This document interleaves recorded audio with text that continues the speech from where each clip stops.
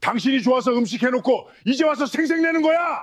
그날은 윤정이의 68번째 생일이었지만 신경 쓰는 가족은 하나도 없었습니다.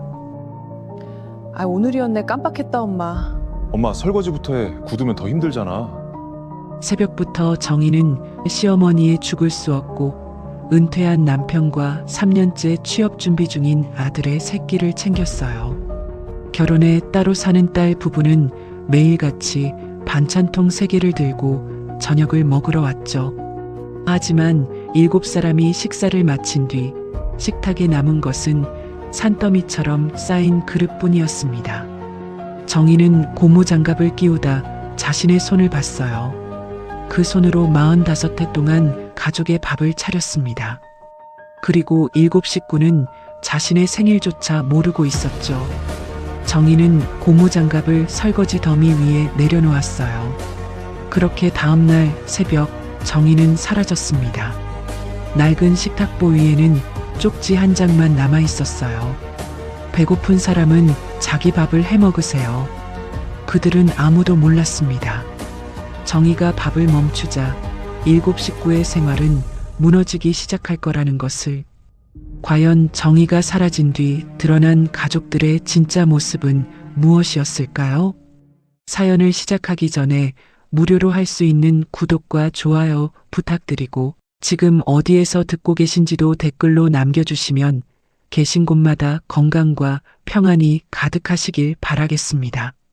그럼 오늘의 사연 시작합니다. 새벽 5시에 정희는 눈을 떴습니다. 알람은 맞추지 않았어요. 45회 동안 같은 시간에 일어나왔으니까요. 부엌불을 켜고 마른 미역을 물에 담갔습니다. 갈비를 핏물에서 건지고 잡채에 넣을 당면을 삶았어요. 전 반죽을 치대다 보니 창밖이 조금씩 밝아왔죠. 6시가 되자 안방에서 시어머니 최말순의 기침 소리가 들렸습니다. 92살 말순은 아침마다 죽을 찾았어요. 죽이 되면 묽게 하라고 했고 묽으면 금방 배가 꺼진다고 했죠. 정희가 작은 상을 방에 들이자 말순이 물었습니다. 김치는 잘게 잘랐니? 정희는 죽 옆에 물김치를 내려놓았어요. 조금 있다 약도 가져와라. 방문을 닫고 나오자 남편 태수가 식탁 앞에 앉아 있었습니다. 태수는 은퇴한 지 5년이 됐어요. 출근할 곳은 없어졌지만 아침상은 여전히 7시에 차려져야 했죠. 정희가 미역국을 내려놓자 태수가 물었습니다. 오늘은 웬 미역국이야? 정희는 남편의 얼굴을 잠시 바라봤어요. 태수는 국을 한 숟갈 뜨더니 텔레비전 쪽으로 고개를 돌렸습니다. 고기가 좀 질기다. 그 말이 끝이었어요. 잠시 뒤 작은 방 문이 열렸습니다. 3년째 취업을 준비하는 민호가 헝클어진 머리로 나왔어요. 엄마, 나 계란 2개 해줘. 오늘 자기소개서 써야 해서 든든하게 먹어야 돼. 정희는 프라이팬을 다시 불에 올렸습니다. 남편의 그릇을 치우고 아들의 계란을 굽고 시어머니의 약을 챙겼어요. 9시가 넘어 정희도 식탁 한쪽에 앉았습니다. 태수가 남긴 미역국에 찬밥을 말았어요. 2 숟갈도 뜨기 전에 말순이 방에서 불렀습니다. 정희야, 물 좀 가져와라. 정희는 숟가락을 내려놓았어요. 아침상을 치운 지 2시간이 지나자 다시 점심때가 왔습니다. 말순은 두부를 찾았고 태수는 국수를 원했어요. 늦게 일어난 민호는 밥과 찌개를 따로 찾았죠. 한 끼를 치우면 다음 끼니가 기다리고 있었습니다. 점심 설거지를 끝낸 정희는 시장으로 나갔어요. 저녁에 쓸 채소와 갈비 위에 올릴 밤을 샀습니다. 집으로 돌아오는 길에는 동네 빵집 앞에서 발걸음을 멈췄어요. 진열장 맨 아래에 작은 조각 케이크 하나가 놓여 있었습니다. 초도 드릴까요? 직원이 물었어요. 정희는 잠시 머뭇거리다 대답했습니다. 숫자로 주세요. 6하고 8. 정희는 케이크를 냉장고 맨 아래 칸 김치통 뒤에 넣어두었어요. 누군가 오늘 날짜를 기억하면 꺼낼 생각이었죠. 오후 4시에는 버스를 타고 하은의 유치원으로 갔습니다.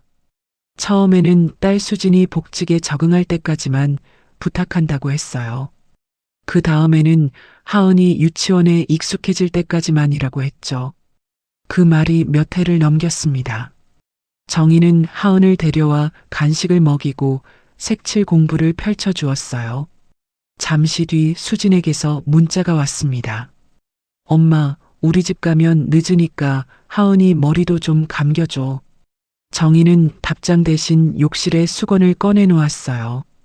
저녁 6시 반이 되자 수진과 사위 재훈이 평소처럼 들어왔습니다.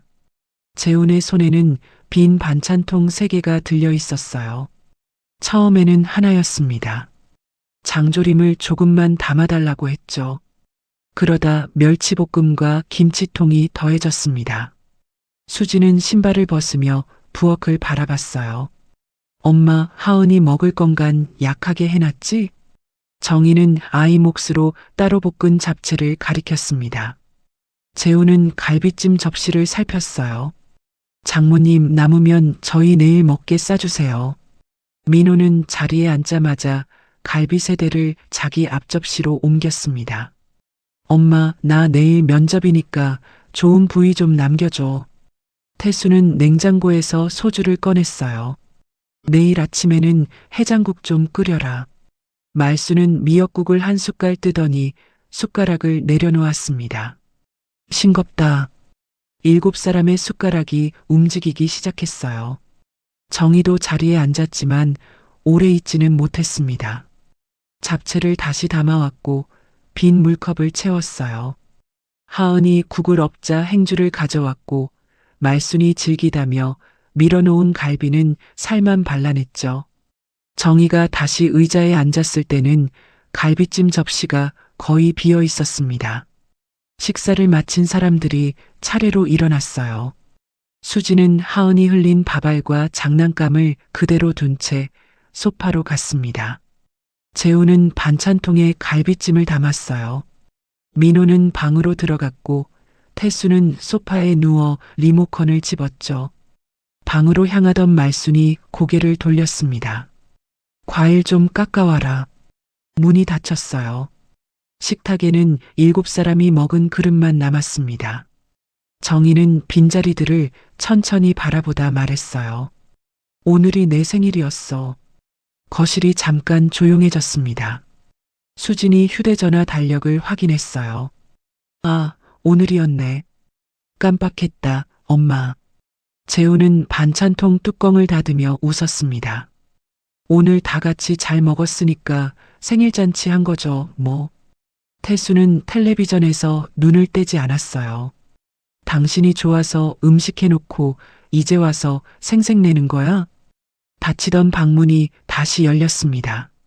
말순이 정희를 바라봤어요. 68 먹은 며느리가 생일상까지 받아먹고 싶니? 이 나이면 남의 생일 챙길 나이지. 방문이 닫혔습니다. 잠시 뒤 민호가 물을 마시러 나왔어요. 민호는 식탁 위에 쌓인 그릇을 턱으로 가리켰습니다. 엄마, 말은 나중에 하고 설거지부터 해. 굳으면 더 힘들잖아. 정희는 싱크대 앞으로 갔어요. 고무장갑을 오른손에 반쯤 끼우다가 멈췄습니다. 손등에는 갈비 양념이 말라붙어 있었어요. 오른쪽 검지 손톱은 반쯤 갈라져 있었죠. 그 손으로 시어머니의 죽을 저었습니다. 남편의 하루 세끼를 차렸고 아들의 면접 셔츠를 다렸어요. 손녀의 머리를 감겼고 딸 부부가 가져갈 반찬통을 채웠습니다. 정희는 고무장갑을 다시 벗었어요. 툭!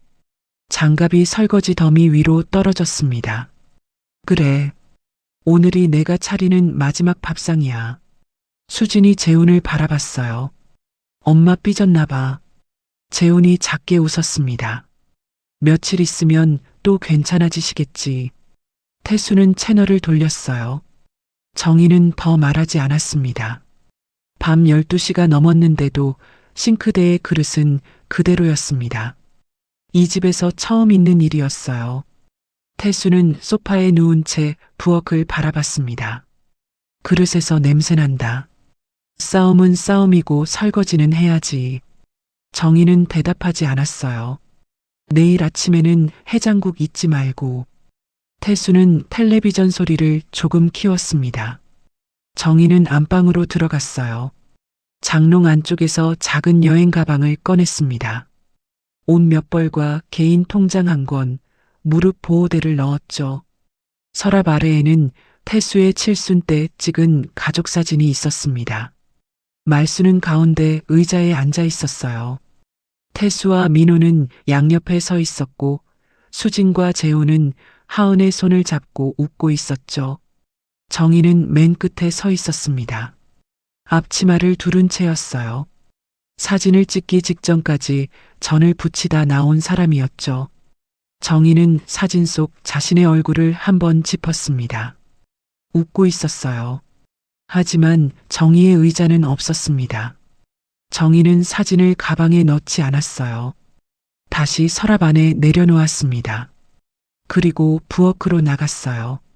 싱크대에 쌓인 그릇 가운데 정희의 밥그릇이 보였습니다. 가장자리가 한 군데 깨진 것이었어요. 좋은 그릇은 가족들에게 내주고 이가 나간 것은 정희가 쓰기 시작했죠. 정희는 그 그릇 하나만 꺼냈습니다. 수도꼭지를 틀었어요. 그날 밤 부엌에서 처음 난 물소리였습니다. 굳은 밥풀을 떼어내고 깨진 가장자리를 조심스럽게 닦았어요. 물기를 닦아 수건에 감싼 뒤 여행 가방 안에 넣었습니다.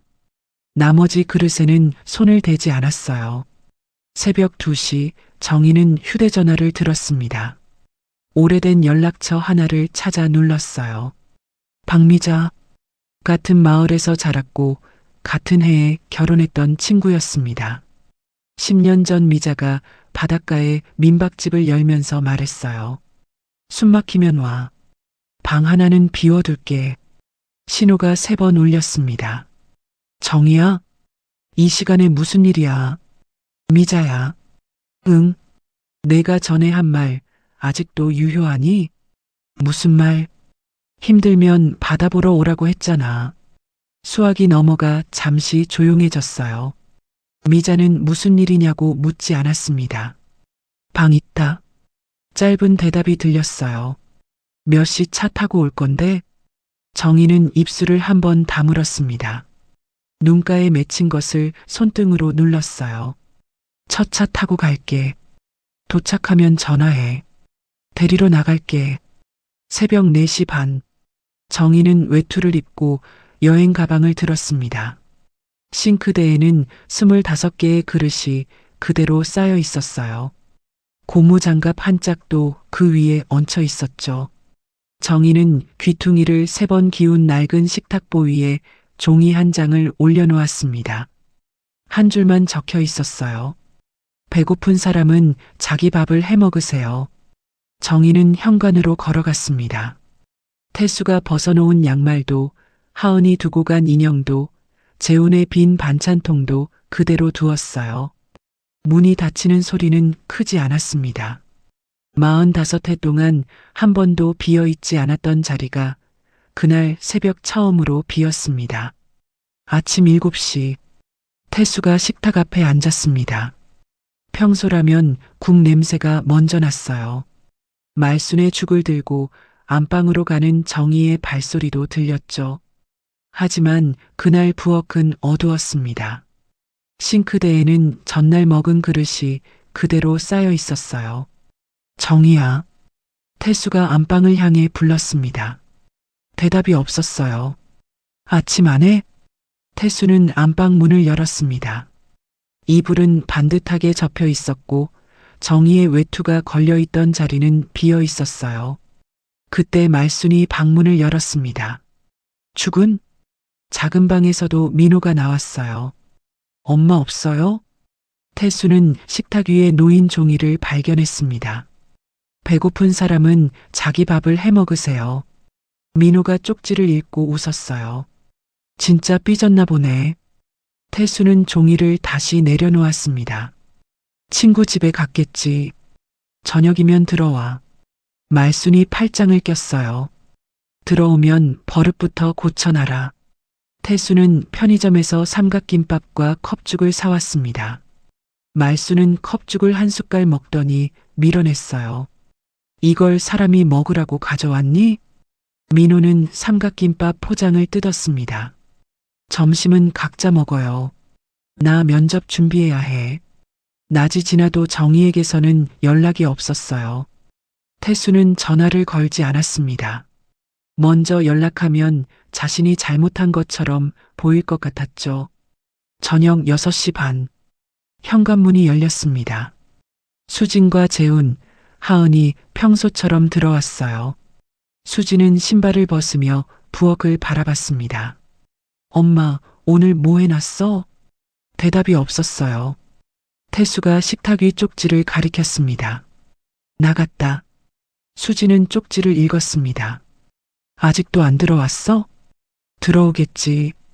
재훈은 싱크대의 그릇을 바라봤어요. 이거 어제 먹은 거예요?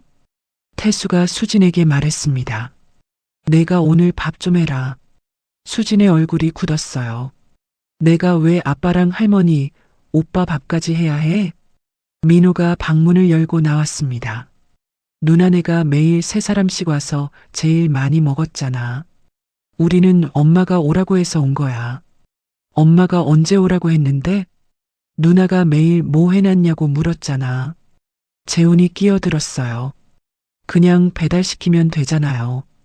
태수가 사위를 바라봤습니다. 배달비는 누가 내는데? 재훈의 손이 멈췄어요. 제가 처가 식구들 것까지 낼 이유는 없잖아요. 수진이 남편을 돌아봤습니다. 그럼 우리 것만 시키자는 거야? 우리가 장모님 밥 먹으러 온 거지. 처가 식구들 밥하려고 온 건 아니잖아. 민호가 짧게 웃었어요.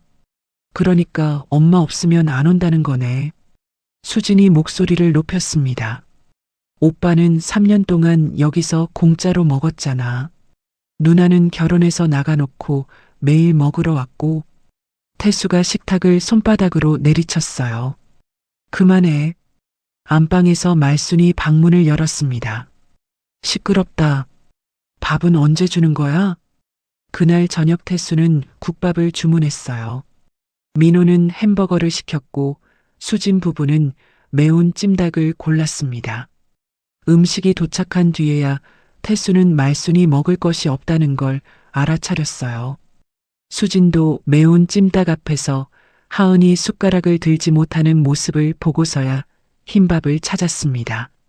누구도 일부러 굶기려 한 것은 아니었어요. 다만 자기 먹을 것부터 고르느라 가장 늙은 사람과 가장 어린 사람을 뒤늦게 본 것이었죠. 하은은 빈 의자를 바라보다 수진의 옷자락을 잡았습니다. 엄마, 왜? 할머니 밥은 누가 줘? 아무도 대답하지 못했어요. 하은은 안방 쪽을 바라봤습니다. 증조할머니 밥은? 숟가락을 들던 손들이 하나씩 멈췄습니다. 싱크대에는 전날 먹은 그릇이 그대로 쌓여 있었어요. 그 위로 그날의 배달 용기가 하나씩 더해졌습니다. 가족들이 식탁 위에 쪽지를 발견하고 있던 그 시각이었습니다. 정희는 바다로 향하는 첫 차 안에 앉아 있었어요. 터미널까지 걸어오는 동안 한 번도 뒤를 돌아보지 않았습니다. 버스가 출발하고 1시간쯤 지나자 창밖이 조금씩 밝아왔어요. 정희는 손목 시계를 내려다봤습니다. 6시 10분. 지금쯤이면 말순의 죽을 안칠 시간이었어요. 7시에는 태수의 아침상을 차리고 조금 늦게 일어난 민호의 프라이팬을 다시 불에 올렸겠죠. 정희는 시계를 풀었습니다. 가죽끈이 지나간 자리에 옅은 자국이 남아 있었어요. 시계를 가방 안에 넣고 지퍼를 닫았습니다. 버스가 마지막 고개를 넘자 바다가 나타났어요. 햇빛이 아직 닿지 않은 바다는 잿빛이었습니다. 파도가 방파제 끝에 부딪힐 때마다 흰 물결이 짧게 일어났죠. 정희는 창문에 이마를 기댔습니다. 바다를 마지막으로 본 게 언제였는지 떠오르지 않았어요. 미자는 터미널 앞에 서 있었습니다. 정희의 작은 여행 가방을 보더니 손을 내밀었어요. 이게 다야? 응. 미자는 가방을 한번 들어봤습니다. 가볍네. 그뿐이었어요. 왜 왔느냐고 묻지 않았습니다. 무슨 일이 있었느냐고도 하지 않았죠. 민박집은 바다가 내려다 보이는 언덕 아래에 있었습니다. 파란 대문의 페인트가 군데군데 벗겨져 있었어요. 작은 마당에는 플라스틱 의자 4개와 물기 묻은 슬리퍼가 가지런히 놓여 있었죠. 미자가 방문 하나를 열었습니다. 여기 있어. 창문 열면 바다 보여. 정희는 가방을 방바닥에 내려놓았어요. 창문을 열자 소금 냄새가 들어왔습니다. 멀리서 파도 소리가 들렸어요. 아무도 정희를 부르지 않았습니다. 약을 가져오라는 목소리도 국을 데우라는 말도 없었죠. 그런데도 정희는 한동안 방 한가운데 서 있었습니다. 무엇부터 해야 하는지 알 수 없었어요. 8시가 되자 미자가 마당에서 불렀습니다. 정희야, 밥 먹자. 평상 위에 작은 상이 차려져 있었어요. 미역국과 계란말이, 김과 멸치볶음, 나물 2가지가 놓여 있었습니다. 정희는 상 앞에 앉았어요. 미자가 밥그릇을 정희 앞으로 밀어주었습니다. 정희는 그릇을 내려다보다가 자리에서 일어섰어요. 물 가져올게. 앉아있어. 미자가 먼저 일어났습니다. 물을 따라 정희 앞에 내려놓았어요. 정희는 다시 앉았습니다. 숟가락을 들다가 상 위를 한번 살폈어요. 김치가 없네. 내가 안 꺼낸 거야. 미자가 정희를 바라봤습니다. 그냥 앉아. 정희는 엉거주춤 다시 자리에 앉았어요. 잠시 뒤 미자가 물었습니다. 너 왜 자꾸 일어나니? 정희는 대답하지 못했습니다. 45년 동안 정희는 밥상 앞에 앉아 있는 사람이 아니었어요. 밥상과 부엌 사이를 오가는 사람이었죠. 미자가 계란말이 한 조각을 정희의 밥 위에 올렸습니다. 먹어. 정희는 숟가락으로 미역국을 떠서 입에 넣었어요. 국물이 아직 뜨거웠습니다. 정희가 집에서 먹던 미역국은 늘 식어 있었어요. 다른 사람들이 먹고 일어난 뒤에야 자기 그릇을 들었기 때문이었죠. 뜨거운 국물이 천천히 목을 넘어갔습니다. 정희는 숟가락을 내려놓았어요. 미자가 아무렇지 않은 목소리로 물었습니다. 왜 그래? 아니야. 정희는 다시 숟가락을 들었습니다. 미자는 더 묻지 않았어요. 그날 오후 정희는 혼자 바닷가로 걸어 나갔습니다. 오른쪽 무릎에 보호대를 찼어요. 발이 모래에 빠질 때마다 걸음이 조금씩 느려졌죠. 파도 가까이에 섰을 때 휴대전화가 울렸습니다. 수진이었어요. 정희는 화면에 뜬 딸의 이름을 한동안 바라봤습니다. 전화를 받지 않았어요. 신호는 3번 울리고 끊겼습니다. 곧 문자가 도착했어요. 엄마 어디야? 하은이 하원 좀 부탁해. 정희는 문장을 처음부터 다시 읽었습니다. 어디에 있는지는 물었지만 잘 있는지는 묻지 않았어요. 정희는 화면을 껐습니다. 그날 저녁 미자가 물었어요. 얼마나 있을 거야? 정희는 바닥에 놓인 가방을 바라봤습니다. 모르겠어. 그래. 모르면 모르는 대로 있어. 미자가 빈 찬장을 열었어요. 그릇 하나 내줄게. 여기 있는 동안 내가 써. 정희는 고개를 저었습니다. 여행 가방을 열고 수건에 쌓인 것을 꺼냈어요. 가장자리가 한 군데 깨진 밥그릇이었습니다. 이거 쓸게. 미자는 그릇을 받아 천천히 돌려봤어요. 이 나간 걸 왜 아직도 쓰니? 정희는 대답하지 않았습니다. 미자는 정희의 얼굴과 밥그릇을 번갈아 바라봤어요. 좋은 건 다 내주고 이런 건 내가 썼구나. 미자는 그릇을 찬장 맨 앞칸에 올려놓았습니다. 다른 그릇들보다 앞으로 조금 더 당겨두었어요. 여기 둔다. 미자가 찬장 문을 닫기 전에 말했습니다. 내 자리야. 정희는 찬장 안을 바라봤어요. 자기 밥그릇이 맨 앞에 놓인 것은 처음이었습니다. 정희가 집을 나간 지 이틀째였습니다. 아침이 되자 말순이 방문을 열고 나왔어요. 약. 태수는 소파에 앉아 리모컨을 들고 있었습니다. 약이 어디 있는데요? 내가 그걸 어떻게 아니? 내 아내가 챙겼지. 태수는 안방 서랍부터 열었어요. 화장대 위에 작은 상자를 뒤지고 냉장고 문칸까지 열어봤습니다. 약봉지는 부엌 찬장 두 번째 칸에서 나왔어요. 요일이 적힌 작은 통 7개가 나란히 놓여 있었습니다. 통마다 들어있는 알약의 모양과 개수가 달랐죠. 태수는 통 하나를 꺼내 들었습니다. 어머니, 아침에는 몇 알 드세요? 말순이 태수를 빤히 바라봤어요. 그걸 왜 나한테 묻니? 태수는 이번에는 민호의 방문을 두드렸습니다. 민호야, 할머니 다니는 병원이 어디였지? 문이 반쯤 열렸어요. 저 몰라요. 너 할머니 모시고 병원 간 적 없어? 한 번도 없는데요. 태수는 휴대전화를 꺼냈습니다. 정희에게 전화를 걸면 금방 알 수 있는 일이었어요.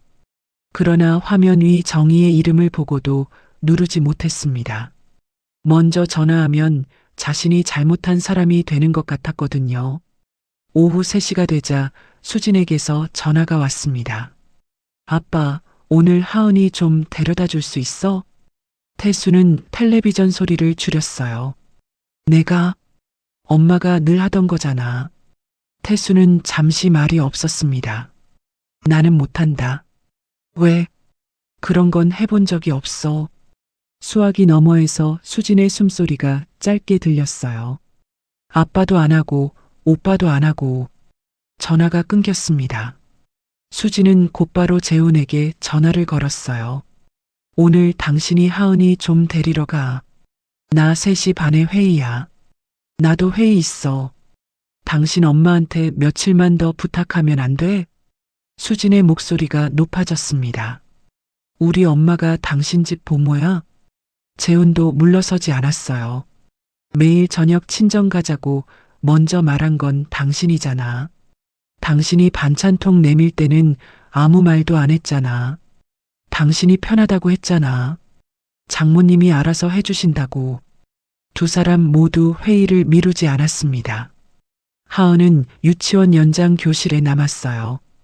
6시가 넘어 수진이 도착했을 때 아이는 창가에 혼자 앉아 있었습니다. 선생님이 하은의 가방을 건넸어요. 어머니, 오늘 하은이가 계속 문 쪽만 봤어요. 수진은 아이의 손을 잡았습니다. 누구 기다렸어? 하은이 현관 쪽을 돌아봤어요. 할머니. 같은 시각집에서는 태수와 민호가 마주 앉아 있었습니다. 말순의 목소리가 방 안에서 들렸어요. 물.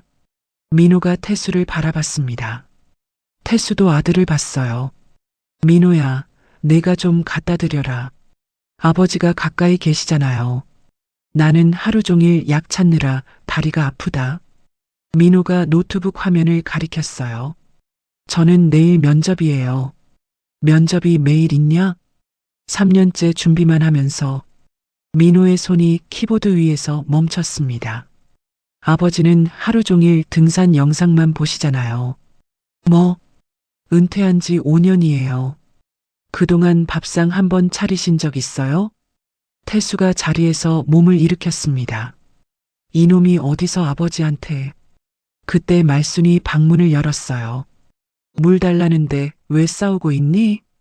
두 사람은 동시에 말순 쪽을 바라봤습니다. 말순은 태수를 향해 손을 내밀었어요. 내 아내는 부르면 바로 왔다. 태수는 말없이 물컵을 들고 방으로 들어갔습니다. 말순은 물을 한 모금 마시더니 컵을 내려놓았어요. 미지근하다. 태수의 손이 컵 위에서 멈췄습니다.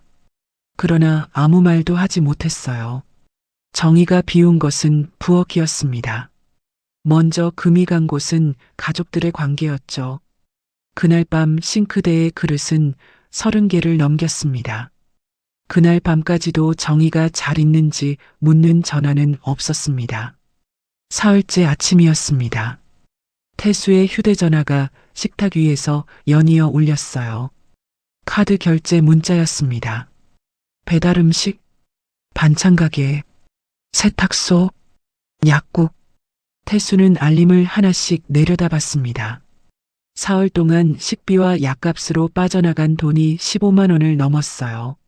먹고 사는데 돈이 이렇게 많이 들어? 태수는 카드 내역을 다시 확인했습니다. 그 전까지 식비와 반찬값이 얼마나 드는지 생각해 본 적이 없었어요. 돈을 건네면 정희가 알아서 밥상을 차렸기 때문이었죠. 태수는 부엌으로 갔습니다. 정희가 쓰던 장바구니가 싱크대 옆에 걸려 있었어요. 안을 뒤지자 고무줄로 묶인 종이 뭉치가 나왔습니다. 영수증이었어요. 이런 걸 왜 모아놨어? 태수는 고무줄을 풀었습니다.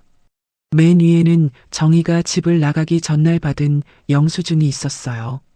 갈비 2kg, 미역과 당면, 밤과 두부, 계란 한 판. 그 아래 영수증에는 말순의 약값과 병원 진료비가 찍혀 있었습니다. 다른 다발을 펼치자 민호의 자격증 응시료 11만 원이 나왔어요. 하은의 간식비와 유치원 준비물값도 있었죠. 태수는 다음 다발을 풀었습니다. 그 안에는 정희의 통장 사본이 끼워져 있었어요. 매달 들어오는 기초연금 아래로 낯선 입금 내역이 찍혀 있었습니다. 한 달에 46만 원. 태수는 입금자 이름을 소리내어 읽었어요. 대성빌딩 관리. 같은 금액이 매달 들어오고 있었습니다. 정희는 일주일에 3번, 오전 10시부터 2시간씩 대성빌딩 계단을 청소하고 있었어요. 벌써 3년째였죠. 대성빌딩은 집에서 멀지 않았습니다. 태수가 매일 산책하며 지나던 건물이었어요. 아내가 그곳에서 걸레를 빨고 계단을 닦았다는 사실을 태수는 한 번도 알지 못했습니다. 태수가 건넨 생활비만으로는 7사람의 식사와 말순의 약과 하은의 간식비까지 감당할 수 없었던 겁니다. 모자란 돈은 정희가 자신의 연금과 청소비로 채우고 있었어요. 태수는 영수증을 다시 묶으려 했습니다. 고무줄이 손가락에서 자꾸 미끄러졌어요. 같은 시각 수지는 자기 집 냉장고 앞에 서 있었습니다. 재훈이 반찬을 찾았거든요. 여보, 김치 어디 있어? 수지는 냉장고 문을 열었어요. 소스병 4개와 음료수, 맥주 몇 캔이 보였습니다. 안쪽에는 유통기한이 지난 요거트 하나가 놓여 있었죠. 김치통은 없었습니다. 수지는 냉동실도 열어봤어요. 만두 한 봉지가 전부였습니다. 결혼한 지 8년이었어요. 그동안 이 냉장고에 김치를 채운 사람은 늘 정희였습니다. 반찬통도 정희가 가져왔고 국거리와 하은의 이유식까지 정희가 챙겼죠. 수지는 자기 집 냉장고를 한 번도 제대로 채워본 적이 없었습니다. 여보, 재훈이 다시 불렀어요. 없어. 뭐가 없어? 수지는 텅 빈 냉장고 안을 바라봤습니다. 다 없어. 그날 저녁 수진의 휴대전화에도 유치원 연장 돌봄과 배달 음식 결제 알림이 이어졌습니다. 재훈은 옆에서 배달 앱을 켰어요. 결제 내역을 넘겨보던 손이 멈췄어요. 사흘 동안 배달하고 반찬 산 것만 20만 원이 넘었어. 수진이 남편의 화면을 바라봤습니다. 재훈은 주문 목록을 위로 올렸어요. 장모님이 해주실 때는 이런 돈 안 들었잖아. 수진이 고개를 돌렸습니다. 그러니까 그게 공짜였다는 거야? 재훈의 손이 화면 위에서 멈췄어요. 아무 대답도 나오지 않았습니다. 수진은 휴대전화 계산기를 켰어요. 새 식구의 저녁 식비를 눌렀습니다. 반찬값을 더했고 하은의 하원과 돌봄 시간도 하나씩 입력했어요. 화면 위로 숫자가 길게 올라왔습니다. 재훈은 금액을 확인한 뒤 휴대전화를 내려놓았어요. 그날은 더 이상 장모 이야기를 꺼내지 않았습니다. 밤 11시, 태수는 영수증 다발을 식탁 위에 올려둔 채 앉아 있었어요. 민호가 물을 마시러 나왔다가 종이 뭉치를 발견했습니다. 이게 뭐예요? 내 엄마 거다. 민호는 맨 위 영수증을 집어들었어요. 자기 이름과 자격증 응시료가 적힌 종이였습니다. 민호는 한동안 그 영수증에서 눈을 떼지 못했어요. 아버지, 왜? 민호는 종이를 내려놓았습니다. 엄마 어디 계신지 알아요? 태수는 대답하지 않았어요. 사흘째였습니다. 이 집 사람들은 밥값을 계산했고 카드값을 계산했으며 돌봄 비용을 계산했습니다. 정희가 어디에서 무엇을 먹고 있는지는 아직 아무도 묻지 않았죠. 정희가 집을 나간 지 나흘째 되는 저녁이었습니다. 수진과 재우는 하은을 데리고 다시 친정으로 왔어요. 자기 집으로 돌아가도 차려 먹을 것이 없었기 때문이었죠. 식탁에는 매운 찜닭과 국밥, 편의점에서 사온 죽이 놓여 있었습니다. 어른들은 각자 먹을 것을 앞으로 당겼어요. 하은의 음식은 따로 준비되지 않았습니다. 7사람이 둘러앉던 식탁에 6사람만 앉아 있었죠. 말수는 죽을 한 숟갈 뜨더니 그릇을 밀어냈습니다. 이런 걸 나흘째 먹고 있다. 아무도 대꾸하지 않았어요. 하은은 젓가락을 들지 않은 채 찜닭 그릇만 바라봤습니다. 수진이 흰밥을 아이 앞으로 밀어주었어요. 간장이라도 비벼 먹어. 엄마도 피곤해. 하은은 숟가락을 잡지 않았습니다. 대신 식탁 건너편의 빈 공간을 바라봤어요. 엄마, 왜? 할머니 의자는 어디야? 수진이 아이 쪽으로 고개를 돌렸습니다. 할머니는 지금 여기 안 계시잖아. 하은은 고개를 저었어요. 아니, 할머니가 앉는 자리. 숟가락이 움직이던 소리가 하나씩 멎었습니다. 식탁 주위에는 의자 6개가 놓여 있었어요. 태수는 창가 쪽 상석에 앉아 있었습니다. 그 옆은 말순의 자리였고 부엌 가까운 쪽에는 민호가 앉았죠. 맞은편에는 수진과 재훈, 하은의 자리가 나란히 있었습니다. 정희에게 의자가 없었던 것은 아니었습니다. 하지만 그 의자에 끝까지 앉아 밥을 먹어본 적은 거의 없었죠. 태수가 부엌 쪽 의자를 가리켰습니다. 저기 아니냐? 민호가 바로 고개를 저었어요. 거기 제 자리예요. 수진이 식탁을 한번 둘러봤습니다.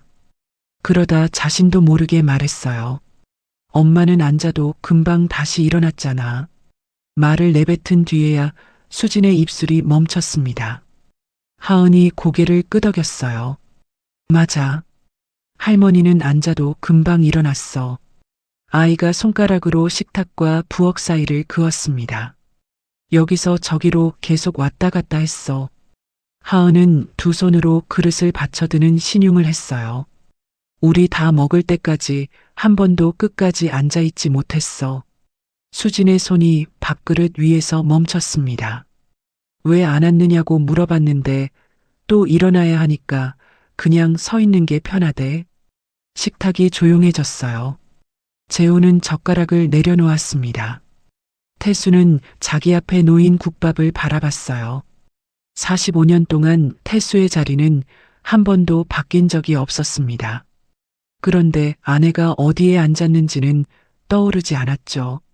수진이 자리에서 일어났습니다. 물 가져올게. 부엌으로 간 수진은 냉장고 문을 열었어요. 물병을 꺼내려던 손이 맨 아래 칸에서 멈췄습니다. 김치통 뒤에 하얀 상자 하나가 끼어 있었어요. 수진은 김치통을 앞으로 밀고 상자를 꺼냈습니다. 손바닥만 한 조각 케이크였어요. 투명한 포장 위에는 숫자 초 2개가 테이프로 붙어 있었습니다. 6과 8. 상자 뚜껑에는 볼펜으로 짧은 문장이 적혀 있었어요. 정희야, 68번째 생일 축하한다. 수진은 그 글씨를 한참 바라봤습니다. 어머니의 글씨였어요. 케이크 상자를 들고 식탁으로 돌아왔습니다. 이거, 수진이 케이크를 내려놓았어요. 태수가 몸을 숙여 상자 위 글씨를 읽었습니다. 민호도 상자를 자기 쪽으로 돌려봤어요. 엄마 글씨인데, 재훈이 물었습니다. 누가 사온 거예요? 아무도 대답하지 못했어요. 아무도 정희가 자기 생일 케이크를 사온 줄 몰랐습니다. 숫자 초 2개는 포장조차 뜯기지 않은 채 붙어 있었죠. 수진이 손가락으로 초의 비닐을 만졌습니다. 엄마가 자기 케이크를 자기가 샀네. 말순이 케이크 상자를 흘긋 바라봤어요. 생일이 뭐 대수라고. 수진이 고개를 들었습니다. 할머니, 왜? 엄마가 자기 생일 케이크를 혼자 사온 거예요. 말순은 죽그릇을 다시 밀어냈어요. 그래도 며느리가 집을 나가면 못 쓴다. 그때 하은이 말했습니다. 증조할머니도 할머니한테 미안하다고 안 했잖아. 말순이 아이를 바라봤어요. 입술이 한번 움직였지만 아무 말도 나오지 않았습니다. 말순은 지팡이를 짚고 천천히 몸을 일으켰어요. 방으로 향하는 걸음이 평소보다 느렸죠. 방문이 닫혔습니다. 식탁 위에는 뚜껑을 열지 않은 케이크가 남았어요. 그날은 아무도 케이크를 다시 냉장고에 넣지 않았습니다. 닷새째 아침이었습니다. 수지는 정희가 쓰던 서랍을 열었어요. 영수증과 약 봉투 아래로 오래된 주소 수첩 하나가 나왔습니다. 몇 년 전까지 연락을 주고받던 사람들의 이름과 전화번호가 빼곡히 적혀 있었죠. 수지는 손가락으로 페이지를 넘기다 한 이름에서 멈췄어요. 박미자. 정희가 가끔 바닷가 이야기를 할 때마다 꺼내던 친구였습니다. 수지는 적혀 있는 번호를 눌렀어요. 신호가 2번 울리고 미자가 전화를 받았습니다. 누구세요? 저 수진이에요. 윤정의 딸이요. 수화기 넘어가 잠시 조용해졌어요. 그래. 혹시 저희 엄마 거기 계세요? 미자는 바로 대답하지 않았습니다. 잠시 뒤 짧은 목소리가 들렸어요. 있다. 수진이 몸을 앞으로 숙였습니다. 엄마 좀 바꿔주세요. 지금 받아 나갔다. 그럼 언제 들어오세요? 미자가 수진의 이름을 불렀어요. 수진아. 네. 내 엄마가 여기 온 지 나흘 됐다. 수진은 입을 다물었습니다. 미자의 목소리가 이어졌어요. 잘 있는지 묻는 전화는 한 번도 없었지. 수진은 아무 말도 하지 못했습니다. 주소는 알려줄게. 미자가 말했어요. 오는 건 너희 마음이고 돌아가는 건 정희 마음이다. 전화가 끊겼습니다. 다음 날 아침 가족들은 차 2대에 나눠 탔어요. 태수와 말순, 민호가 앞차에 탔습니다. 수진과 재훈, 하은은 뒷차를 타고 따라왔죠. 말순은 처음에는 가지 않겠다고 했어요. 하지만 정희를 직접 데려오지 않으면 앞으로도 컵죽과 편의점 음식으로 버텨야 한다는 태수의 말에 지팡이를 들었습니다. 태수는 뒷좌석을 눕혀 말순이 기대어 갈 수 있게 했어요. 중간 휴게소에서도 2번이나 차를 세웠습니다. 바닷가까지는 3시간 반이 걸렸죠. 민박집에 도착한 시각은 저녁 6시를 조금 넘긴 때였습니다. 파란 대문은 열려 있었어요. 마당 평상 위에는 저녁상이 차려져 있었습니다. 정희는 미자와 민박 손님 2사람 사이에 앉아 있었어요. 정희 앞에도 밥그릇과 국그릇이 놓여 있었습니다. 반찬 접시도 손을 뻗으면 닿는 곳에 있었죠. 정희는 앉은 채 밥을 먹고 있었어요.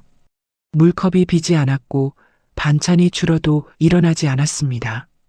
태수가 마당으로 들어섰어요. 정희야. 정희가 고개를 들었습니다. 숟가락을 내려놓았어요. 하지만 자리에서 일어나지는 않았습니다. 태수가 평상 앞에 섰어요. 집이 엉망이야. 인사보다 먼저 나온 말이었습니다. 설거지는 산더미고 어머니 약도 뭐가 뭔지 모르겠고 수진이 뒤에서 말을 이었어요.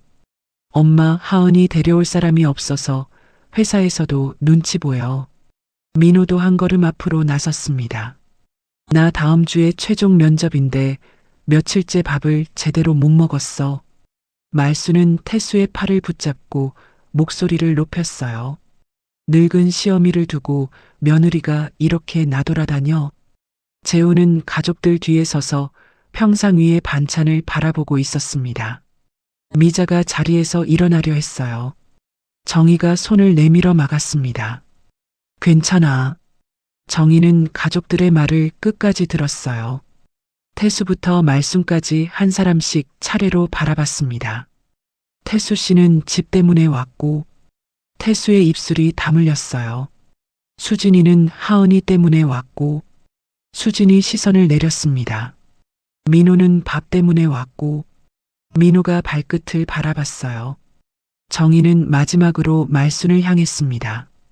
어머니는 시중들 사람이 필요해서 오셨네요. 말순의 손이 지팡이 손잡이 위에서 움직였습니다. 마당이 조용해졌어요. 정희는 천천히 가족들을 둘러봤습니다. 내가 보고 싶어서 온 사람은 아무도 없구나. 담장 너머에서 파도 소리가 들려왔어요. 누구도 그 말을 부정하지 못했습니다. 그때 하은이 어른들 사이를 빠져나왔어요. 작은 신발이 마당 바닥을 빠르게 두드렸습니다.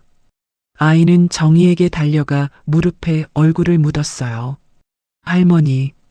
정희의 손이 하은의 등에 올라갔습니다. 아이가 고개를 들어 정희의 얼굴을 바라봤어요. 할머니, 밥 먹었어? 정희의 손이 아이의 등 위에서 잠깐 멈췄습니다. 가족들이 정희를 찾은 이유는 집과 밥과 돌봄이었어요. 하은만 정희가 굶지는 않았는지를 물은 거였죠. 정희는 다시 천천히 아이의 등을 쓸었습니다. 먹었어. 정희가 말했어요. 오늘은 앉아서 먹었어. 미자는 민박 손님들을 안으로 안내했습니다. 마당에는 정희와 가족들만 남았어요. 해가 지면서 평상 위로 긴 그림자가 드리워졌습니다. 태수가 평상 끝에 앉았어요. 이제 그만하자. 정희는 대답하지 않았습니다. 태수가 무릎 위에 두 손을 올렸어요. 당신이 원하는 게 생일상이면 다시 차려줄게. 미역국 끓여놓을 테니까 집에 들어와. 정희가 고개를 저었습니다. 생일을 잊어서 나온 게 아니에요. 태수가 아내를 바라봤어요. 그럼 뭐 때문인데?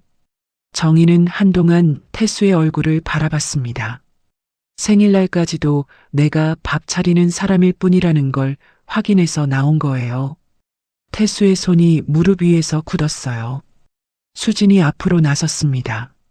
엄마, 나도 힘들었어. 나도 매일 회사 다니면서 아이 키우잖아. 정희가 딸을 바라봤어요. 그래, 힘들었지. 그러니까 엄마가 조금만. 수진아.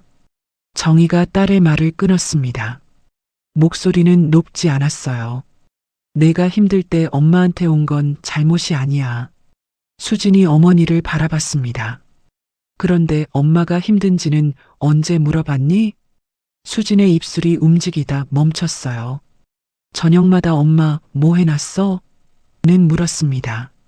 하지만 엄마는 먹었어? 라고 물어본 적은 없었죠. 민호가 한 걸음 앞으로 나왔습니다. 엄마, 나 취직하면 진짜 잘하려고 했어. 정희는 아들을 바라봤어요. 민호야. 응. 취직한 다음이 아니야. 정희가 낮은 목소리로 말했습니다. 오늘 내 밥그릇 하나 씻는 게 그거였어. 민호는 고개를 숙였어요. 말순이 지팡이로 바닥을 한번 짚었습니다. 며느리가 시어미 밥 차리는 건 도리다. 정희가 말순 쪽으로 몸을 돌렸어요. 25에 이 집에 들어온 뒤 말순의 말을 정면으로 막아선 적은 한 번도 없었습니다. 어머니, 왜? 제가 어머니를 모신 세월이 43년입니다. 말순의 손가락이 지팡이 손잡이를 감쌌어요. 25에 이 집에 들어와서 68이 됐어요.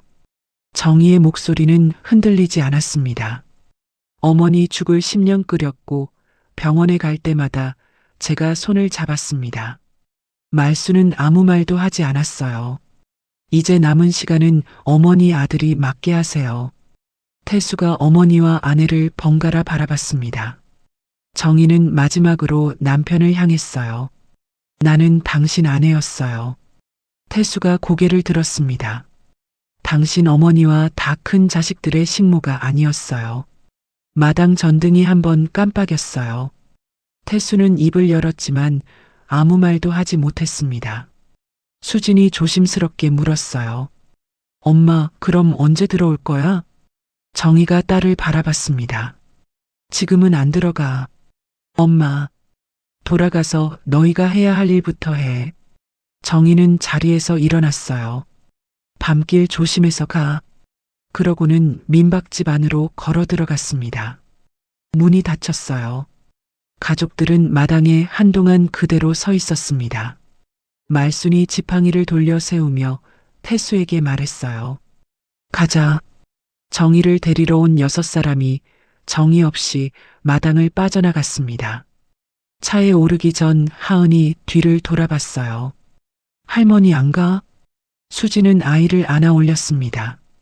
대답은 하지 못했어요. 차 2대가 언덕 아래로 내려갔습니다. 민박집 창문에는 불이 켜져 있었어요. 정희는 창가에 서서 차의 불빛이 멀어지는 것을 바라봤습니다. 미자가 방문 앞에 섰어요. 괜찮아? 정희는 창밖을 바라본 채 말했습니다. 하은이가 물어봤어. 뭐를? 밥 먹었냐고. 정희의 손이 창틀 위에 놓였어요. 집을 나온 뒤 처음이야. 정희는 멀어진 불빛을 바라봤습니다. 그걸 물어본 사람이 미자가 방 안으로 들어왔어요. 찬바람 들어온다. 창문이 닫혔습니다. 정희가 창가에서 한 걸음 물러났어요.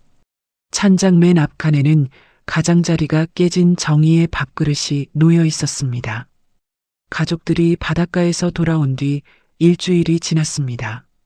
정희는 오지 않았어요. 수진 부부도 더 이상 친정으로 저녁을 먹으러 가지 않았습니다. 정희가 없는 집에 가도 밥은 나오지 않았으니까요. 대신 2사람은 매일 저녁 자기 집 부엌에서 부딪혔어요. 수진이 냉장고 문을 열었습니다. 김치통 하나와 달걀 몇 개, 시들기 시작한 대파가 전부였어요. 오늘은 당신이 해. 재훈이 넥타이를 풀며 대답했습니다. 나 야근했잖아. 나도 했어. 그럼 시켜 먹자. 수지는 냉장고 문을 닫았어요. 엄마 없고 나서 배달비만 계속 나가잖아. 재훈은 휴대전화를 꺼내 결제 내역을 넘겨봤습니다. 이번 달 배달비가 벌써 50만 원 가까이 됐어. 수진이 남편을 바라봤어요. 당신 우리 엄마한테 반찬통 몇 개씩 가져갔는지 알아?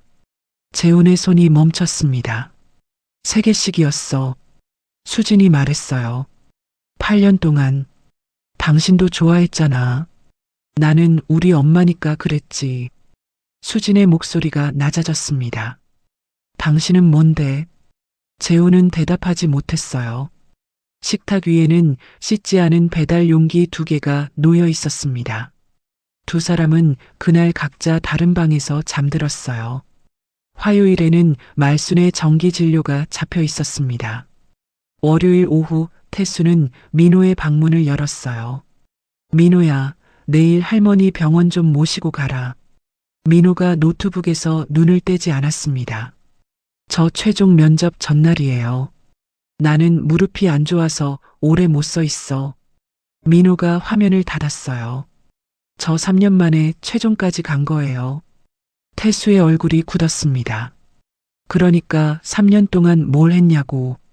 민호가 자리에서 일어났어요. 엄마가 다 해줘서 아무것도 안 했죠. 말이 떨어진 뒤 방 안이 조용해졌습니다. 민호는 입술을 다물었어요. 3년 동안 셔츠는 늘 다려져 있었습니다. 이불도 아침이면 반듯하게 개어져 있었고 밥은 정해진 시간에 나왔죠. 그것들이 누구의 시간을 먹고 만들어졌는지는 한 번도 생각하지 않았습니다. 다음 날 민호는 말순을 모시고 병원으로 갔어요. 접수표를 뽑고 진료실 앞에서 2시간을 기다렸습니다. 말순이 화장실에 가겠다고 하자 팔을 붙잡았어요. 처방전을 받아 약국에 갔고 다시 번호표를 들고 줄을 섰죠. 집에 돌아온 시각은 저녁 6시였습니다.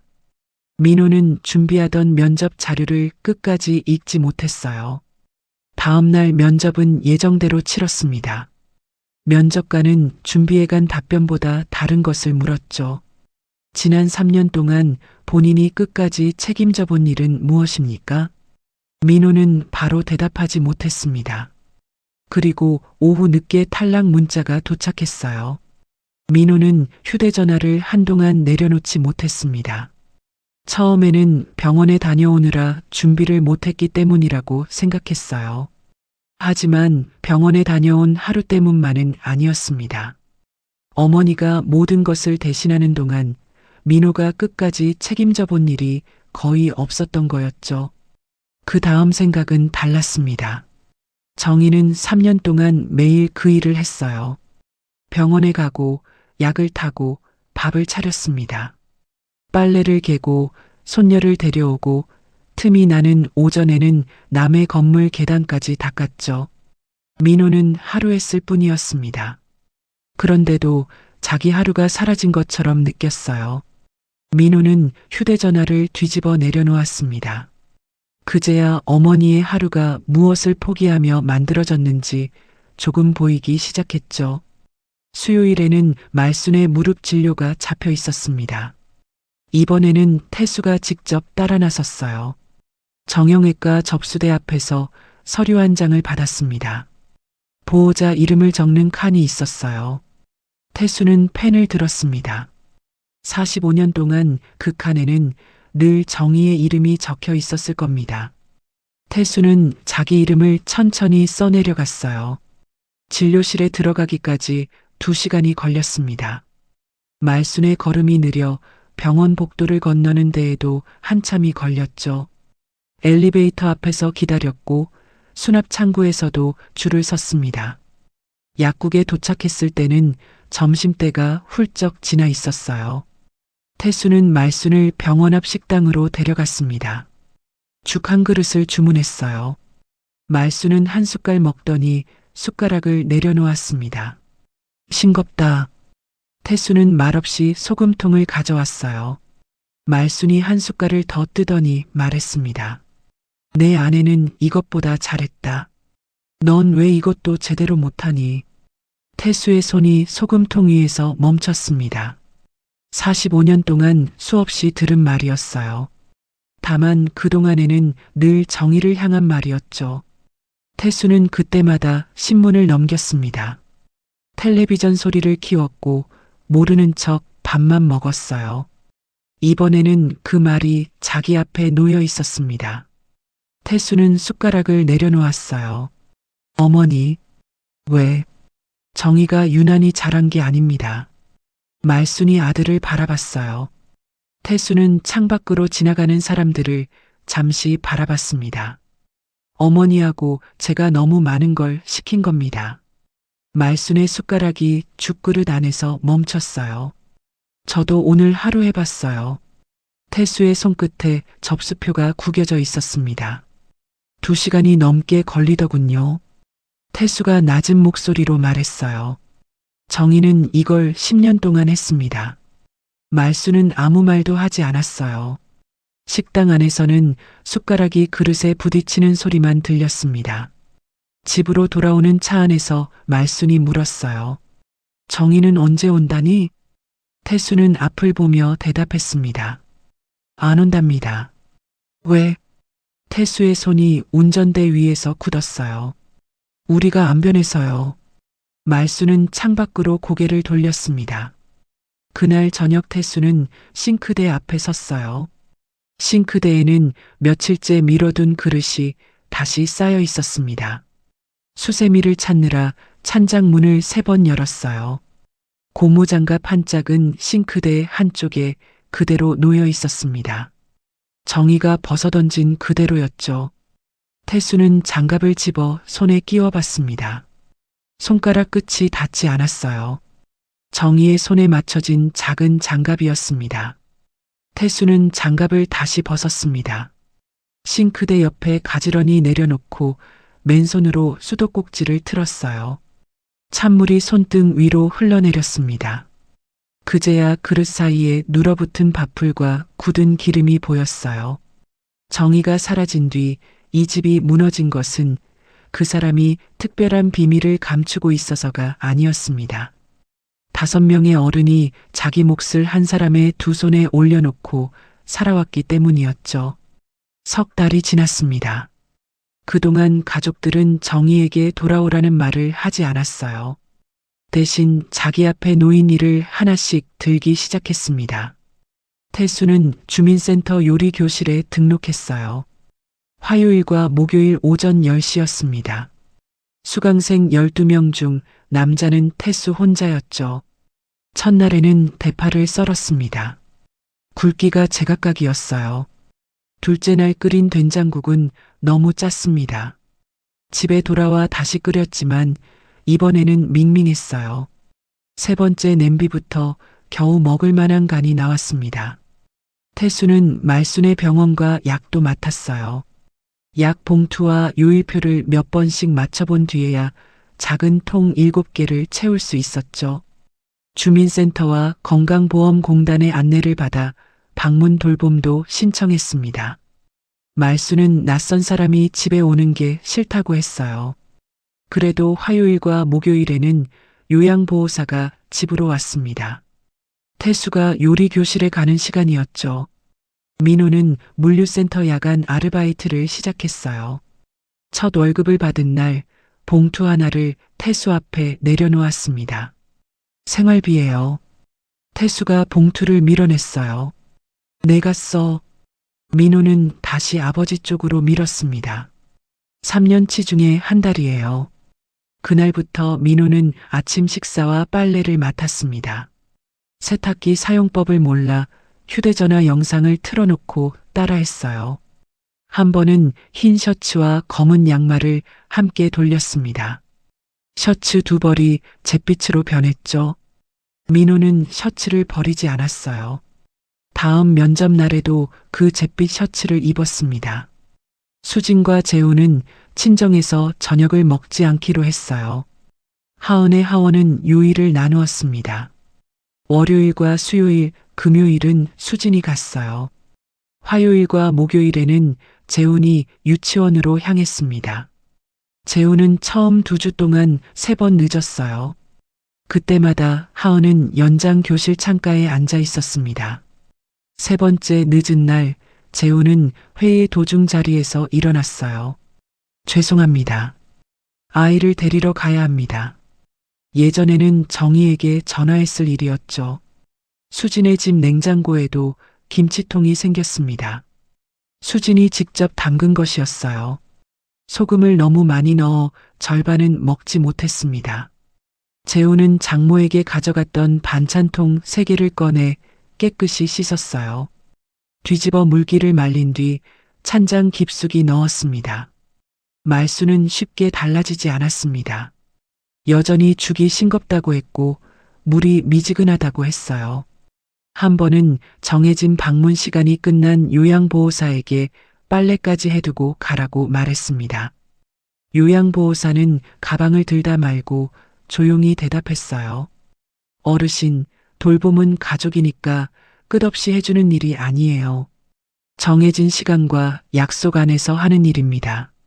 말수는 그날 처음으로 아무 대꾸도 하지 못했습니다. 43년 동안 정희에게는 한 번도 정해진 시간이 없었거든요. 그로부터 며칠 뒤 말순이 태수를 불렀습니다. 전화기 좀 다오. 태수가 휴대전화를 가져왔어요. 어디 전화하시게요? 말순은 대답하지 않았습니다. 손가락으로 번호를 하나씩 눌렀어요. 신호가 5번 울렸습니다. 정희가 전화를 받았어요. 여보세요. 말수는 입을 열지 못했습니다. 태수는 조금 떨어진 곳에 서 있었어요. 어머니세요? 정희의 목소리가 들렸습니다. 말순이 천천히 대답했어요. 나다. 네. 수학이 넘어가 조용했습니다. 말순은 지팡이 손잡이를 쥔 채 한참 말이 없었어요. 그러다 입을 열었습니다. 나는 며느리를 얻었다고 생각했다. 정희는 아무 말 없이 듣고 있었어요. 그런데 내 인생을 내 것처럼 쓰고 있었더구나. 말순의 손가락이 지팡이 위에서 조금씩 움직였습니다. 이 나이에 그걸 알았다. 말순은 입술을 한번 다물었어요. 미안하다는 말로 될 일이 아니더구나. 정희는 여전히 대답하지 않았습니다. 말순은 더 말하지 않았어요. 전화를 끊고 휴대전화를 태수에게 돌려주었습니다. 그러고는 지팡이를 짚고 방으로 들어갔어요. 태수는 닫힌 방문 앞에 한동안 서 있었습니다. 그 다음 주 토요일 가족들은 다시 바다로 향했어요. 이번에는 빈손이 아니었습니다.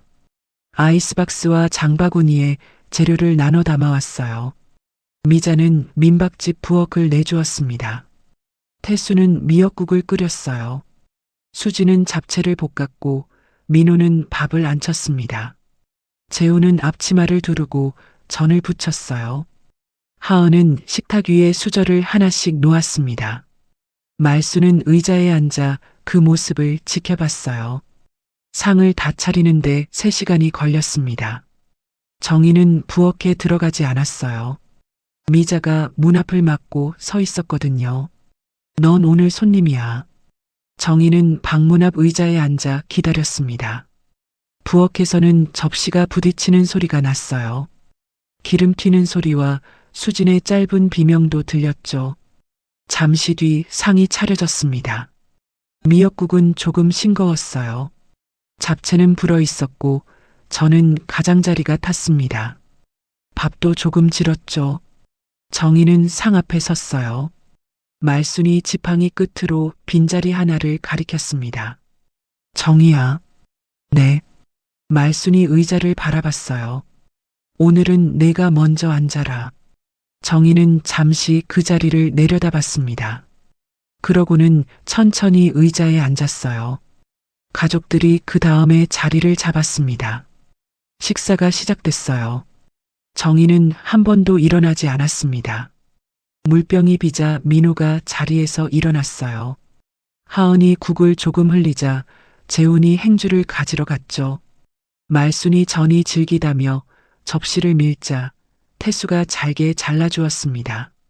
정희는 자기 앞에 미역국을 천천히 떠먹었어요. 국은 아직 따뜻했습니다. 식사가 끝나자 태수가 자기 밥그릇을 들고 일어났어요. 민호도 뒤를 따랐습니다. 수진과 재훈은 자기 그릇과 접시를 겹쳐들었어요.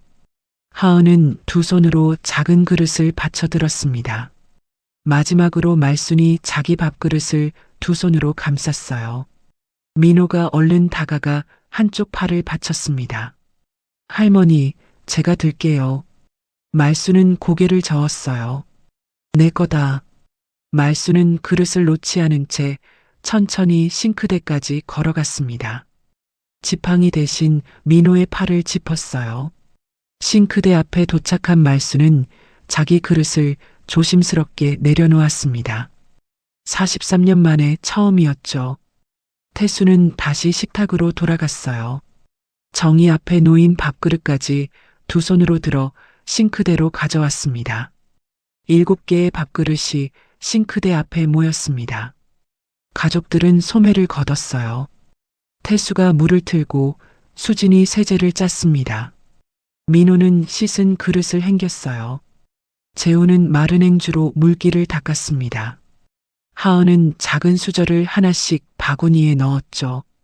정희는 평상에 앉아 그 모습을 바라봤습니다. 물소리가 들렸어요. 그릇이 부딪히는 소리도 났습니다. 정희는 그 소리를 들으며 그대로 앉아 있었어요.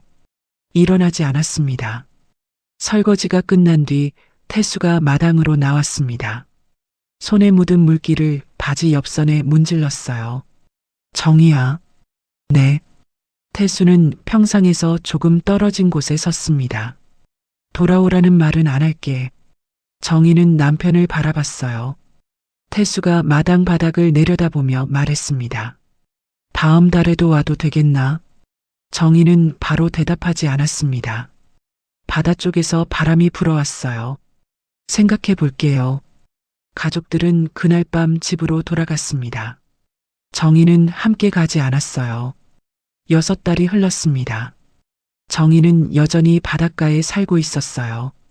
민박집 근처 마을회관에서는 일주일에 2번 공동 밥상이 열렸습니다. 혼자 사는 노인들이 한 가지씩 맡아 함께 차리는 밥상이었죠. 국을 끓이는 사람도 매번 달랐어요.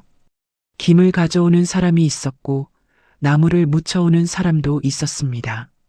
밥을 맡은 사람과 설거지를 맡은 사람도 따로 정했어요. 정희가 정한 규칙은 2가지였습니다. 먹은 사람은 자기 그릇을 씻는다. 그리고 차린 사람도 앉아서 함께 먹는다. 정희가 국을 맡는 날에도 혼자 상을 차리지는 않았어요. 누군가는 파를 썰었고 누군가는 수저를 놓았습니다. 정희는 이제 메뉴를 정할 때 자기가 먹고 싶은 것을 먼저 생각했어요. 콩나물국을 자주 끓였습니다. 집에서는 거의 끓이지 않던 국이었죠. 태수가 콩나물을 싫어했거든요. 가족들은 한 달에 한 번씩 바다로 왔습니다. 올 때마다 재료를 나눠 가져왔어요. 태수의 미역국은 6번째쯤부터 간이 맞기 시작했습니다. 민호는 물류센터를 그만두고 작은 회사에 취직했어요. 출근 전에는 자기 이불을 개고 먹은 그릇을 씻었습니다. 수진과 재우는 여전히 하은의 하원 요일을 나눠 맡고 있었어요. 가끔 서로 시간이 안 맞아 다투기도 했습니다. 그래도 정희에게 대신 가달라는 전화는 하지 않았죠. 말수는 주간 돌봄 서비스에 익숙해졌습니다. 요양보호사가 오는 날에는 미리 외투를 꺼내 놓았어요. 여전히 죽이 싱겁다고 말했지만 그릇을 밀어놓지는 않았습니다. 그해 가을 어느 토요일이었어요. 가족들은 마을회관으로 왔습니다. 이번에도 각자 장바구니를 하나씩 들고 있었죠. 태수가 국을 끓였어요. 민호는 밥을 안 쳤고 수진과 재호는 반찬을 만들었습니다. 하은은 식탁 위에 수저를 놓았어요. 어느새 6살이 된 아이였습니다. 말수는 의자에 앉아 기다렸어요. 지팡이는 벽에 기대 놓았습니다. 상이 차려졌습니다. 정희가 안쪽 방에서 나왔어요. 식탁 가운데 자리 앞에는 밥그릇 하나가 놓여 있었습니다. 가장자리가 한 군데 깨진 그릇이었어요. 정희가 집을 떠나던 새벽 혼자 씻어 수건에 싸온 밥그릇이었습니다. 미자가 찬장 맨 앞칸에서 꺼내온 것이었죠. 정희는 그릇 앞에 섰습니다. 태수가 의자를 뒤로 조금 빼주었어요. 정희가 자리에 앉았습니다. 태수는 국을 한 그릇 떠서 정희 앞에 내려놓았어요. 김이 천천히 올라왔습니다. 먹어봐.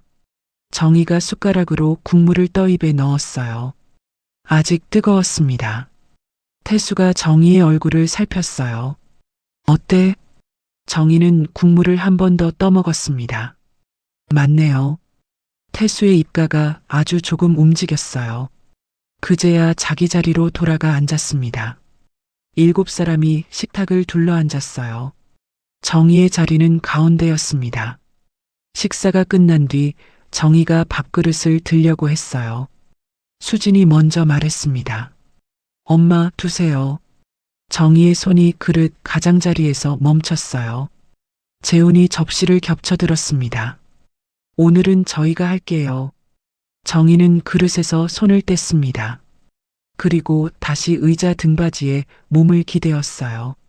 가족들이 자기 그릇을 들고 부엌으로 갔습니다. 태수는 마지막으로 정희 앞에 밥그릇을 들고 뒤따랐어요. 수도꼭지가 열리는 소리가 났습니다. 하은이 정희 옆자리로 다가왔습니다. 할머니. 응. 아이가 정희의 밥그릇을 바라봤어요. 오늘 밥 맛있었어? 정희는 식탁 가운데 놓인 자기 그릇을 내려다봤습니다. 깨진 가장자리가 손끝 가까이에 있었어요. 45년 동안 그 밥그릇은 늘 식탁 끝이나 부엌에 놓여 있었습니다. 다른 사람의 식사가 끝난 뒤에야 채워졌고 가장 마지막에 씻겼죠. 지금은 식탁 한가운데 놓여 있었습니다. 정희가 하은을 바라보며 웃었어요. 맛있었어. 부엌에서는 7개의 그릇이 씻기고 있었습니다. 정희는 그 집으로 돌아가지 않았어요. 바닷가에서 자기 생활을 이어갔습니다. 가족들도 정희가 돌아와 다시 집을 떠받쳐 주기를 기다리지 않았어요. 각자 자기 몫을 들고 살아가기 시작했죠. 한 달에 한 번 7사람은 같은 상에 앉았습니다. 정희가 가장 먼저 앉는 자리였습니다. 정희는 부엌에서 들려오는 물소리를 가만히 들었어요. 45년 만에 정희의 밥그릇이 가장 먼저 식탁에 놓였습니다. 오늘 사연은 여기까지입니다. 가족을 위해 애쓴 정희의 선택에 대해 여러분은 어떻게 생각하시나요? 댓글로 마음을 나눠주시고 따뜻한 인생 이야기가 머무는 꽃편지 사연을 구독해 주세요. 오늘도 평안한 하루 보내세요.